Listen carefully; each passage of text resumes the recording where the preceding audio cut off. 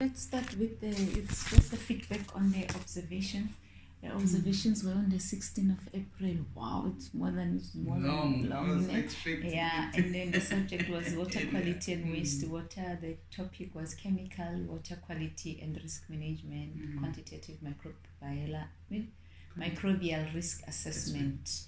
Yes, so that's a lesson that I've observed. I hope you will remember. Yeah, yes. Now, I just want you to tell me, how do you think the lesson went? To me, it went well, though the students were not, sort of active or responding the way I expected. Though they participated, but they didn't respond the way I know them. Okay, and then is there anything else? Okay, let me okay, I'll give you my observation, because remember I share with you that observation sheet. I'll go through it in terms of what I've observed there. First thing, I looked at the learning outcomes, but I requested the PowerPoint presentation, so I didn't get a chance to see that section of the learning outcomes, whether you've conveyed the learning outcomes to students, which is the very important thing, part of your lesson. When you start your lesson, they need to know what is it expected of them. So you have to share your learning outcomes with them. Yeah, but it's there. It's there. That's why I'm saying that remember that I arrived a bit later when you have already started with the lesson. And then I'll zoom into the teaching methods and the delivery. You use the interactive presentation, and then you use question and answer, and you use a lot of the videos. Lecture played the video. After watching the video, they briefly discussed in group, the students. Yes. So there was that is what I'm saying, the interactivity was there. And then the video that you played, it communicated the accurate and relevant content. And then students, according to my observation, were able to understand what you were trying to convey to them.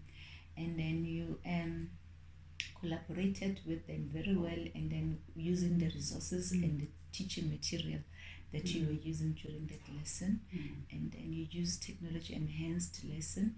But I would have expected it more, because your classroom had Wi-Fi to have that interactivity, and especially on your PowerPoint. If you use the Google Slides, so that they also interact there, and some of the slides you just pose the questions for them to make use their own devices to see if it would also to promote that interactivity.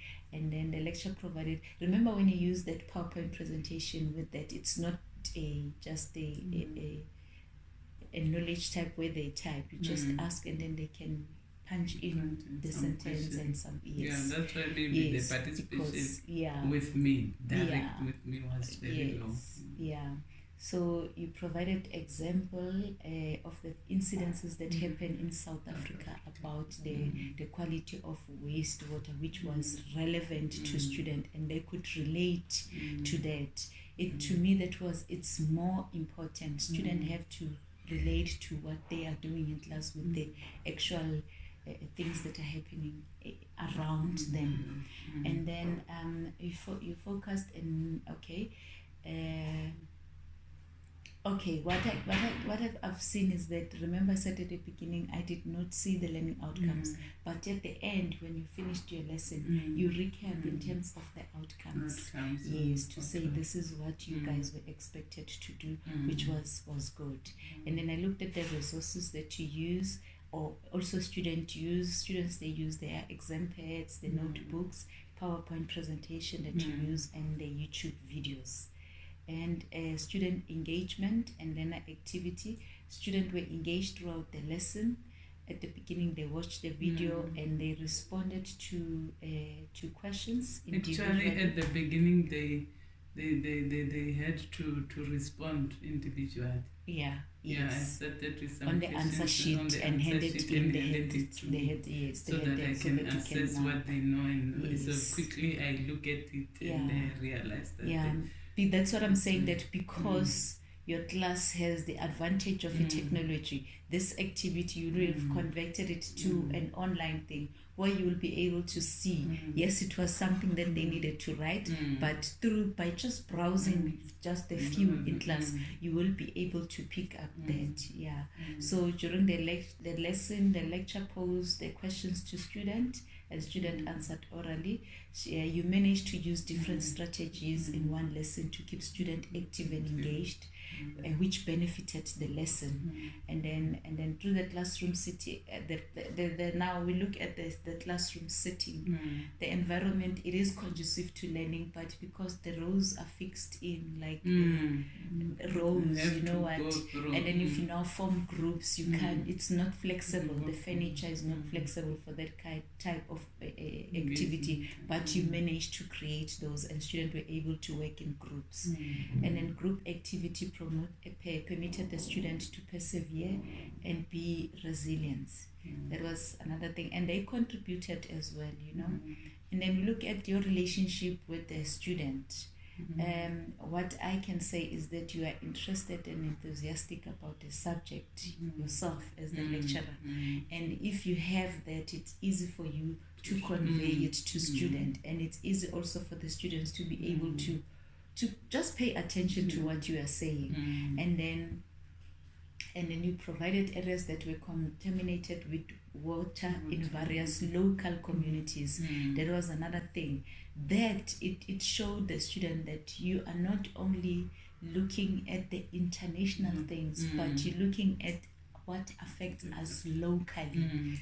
And I think that is going to make students even more aware of those things wherever they go to their villages or their homes or wherever. They will look at it in a different perspective because you brought in the real things into the classroom. The lecture is respectful, fair, and treat all students with dignity.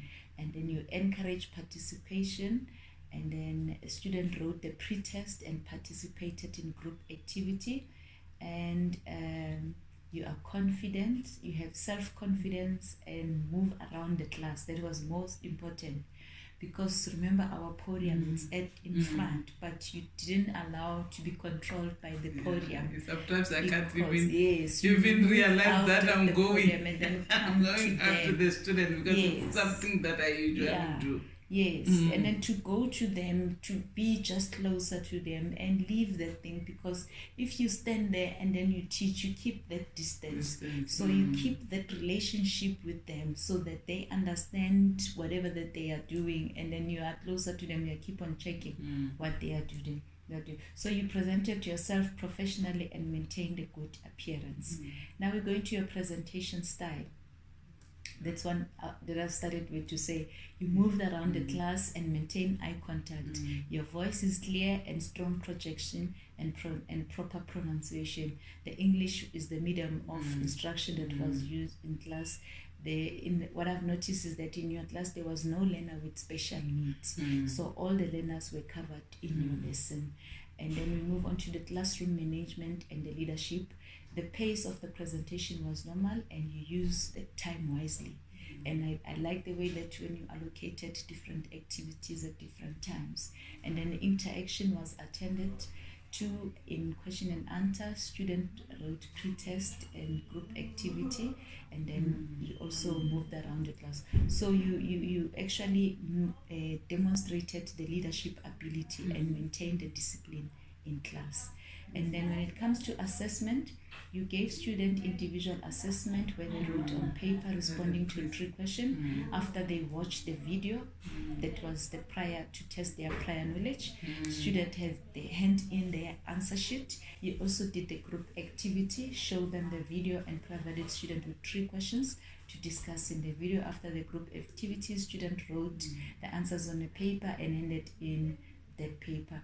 Feedback was provided by oral question and answer. Each group provided feedback with lecturers giving them guidance. So what were my takeaways of that is your strengths. That during the introduction, you played the video, you introduced the lesson. I played the video and they wrote a pre-test, and I wanted to find out what is it that is wrong, what is it that they think that they've got impact in relation to wastewater management, and what is wrong and what is right. What is it that they think should be done, so that I can see. And then after that, I ask them a few questions after I've collected, just to see. That is why I'm saying that was the strength of the lesson. And then after you introduced your outcomes, then you are knowledgeable and very informative about the subject, enthusiastic about the subject. You managed to control the group and you took a lead, and you collaborated and communicated with students. And what I like is that where they needed some clarity, you were able to explain it to them. And then complimenting the student and say, I love your idea. That is so good. That's what they want to hear. I love your idea. Students were fascinated by that, and they showed interest and joy in the subject. You know, when you just say, your idea is very good, your idea is brilliant, I love that idea. I can't even remember that. Yes, those are the things that I've noticed while we're presenting. It's part of and parcel of teaching. Yes. So you presented the new concept with the use of video.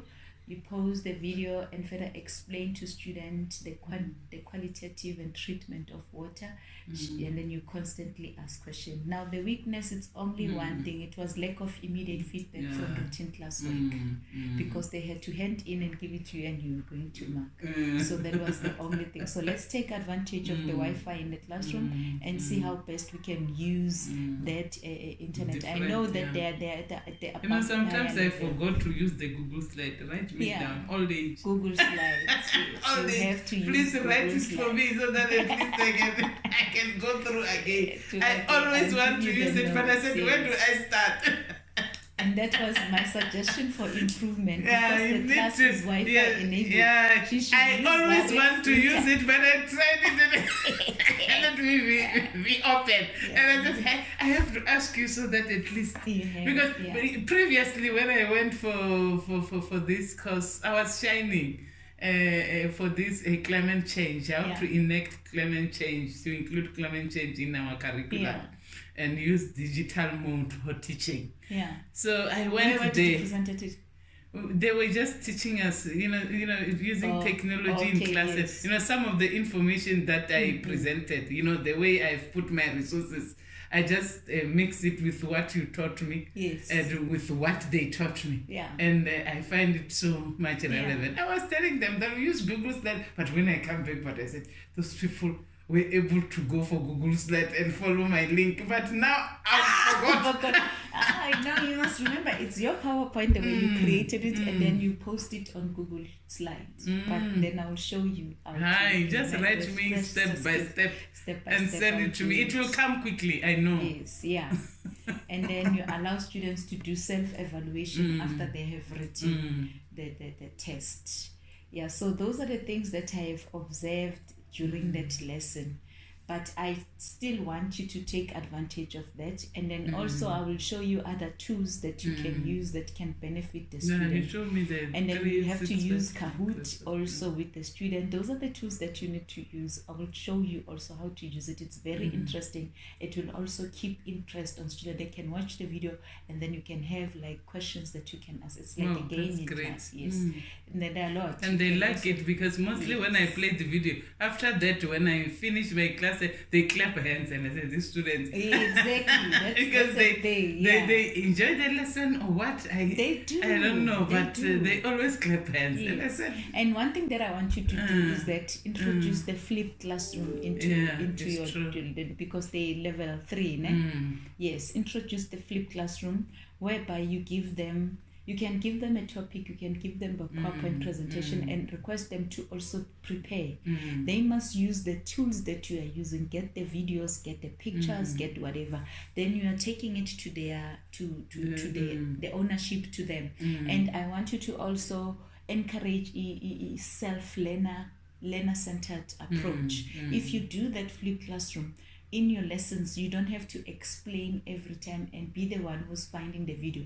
but they need to generate that knowledge. Don't drop out that Facebook of ours, because after this lesson or before the lesson, you post again there to say, guys, answer this question, provide videos. Because I liked it last year, and they also captured the videos, the environment around, to say, guys, look at what is happening with the water at the RTPS.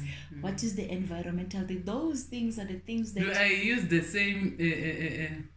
No, I'm not sure whether they still link there. Still the new ones. I told them that from July. Yeah. Because right now we're busy trying to catch up. From July we are going to use Facebook. Yeah. And I said I'm going to assess. Though assessing Facebook is difficult, no, but it's the one that that encourages them. Yes. Because when you take out the profile of a student in relation to what the student did, it's easy, but one by one you have to assess. And also you can link Google Forms. Those are the questions of asking. You can link a lot of things and then send it to them and let them write and let the system mark. And then if you want those paragraph ones, you can also get those ones and then you mark it yourself. So I need to refresh you with in terms of technologies and that. So that's okay. Maybe we can do it before we close, so that when I start in July, I told them that we are going to do because I need to use Facebook for revision, and also use Google Forms. Those revision things that you're going to do, we create them in Google Forms. Google Form is it's a assessment tool that you link it on Facebook. They can do it there. Oh, that's great. So everything is integrated. Yeah, because I'm planning to finish the subject by the end of July. Yeah. So from there, we have to play on different technologies. Because they are going out for practical. During their spare time, they can go on Facebook and do something like that, and that will help me. Okay, my last question. What would you like to change or do differently next time in your lesson? If there is anything that you could do differently. To use different types of digital mode. I was only on YouTube videos and whatever, but I need students to use different types of platform.